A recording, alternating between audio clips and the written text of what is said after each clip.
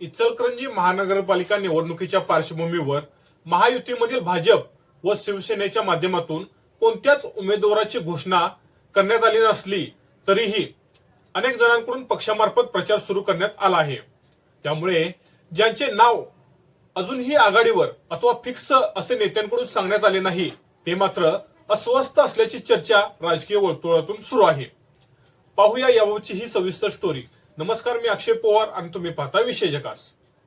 इचलकरंजी महानगरपालिकेच्या पहिल्या होणाऱ्या निवडणुकीसाठी अनेक इच्छुकांची नजर उमेदवारीकडे लागून राहिली आहे।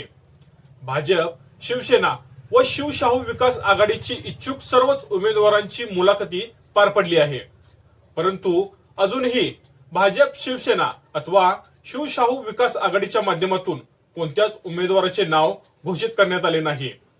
परंतु अनेक जणांना वरिष्ठ नेत्यांनी तुम्ही फिक्स आहात असा शब्दच येताच फिक्स उमेदवारांकडून भागामध्ये पक्षाच्या वतीने प्रचार सुरू करण्यात आल्याचे दिसून येत आहे। तर महायुतीमधील राष्ट्रवादी अजित पवार गटाच्या माध्यमातून जांभळे गट यांनी उमेदवाराची घोषणा केली आहे। त्यामुळे त्यांच्याकडूनही अनेक जण प्रचारात असल्याचे दिसून येत आहे।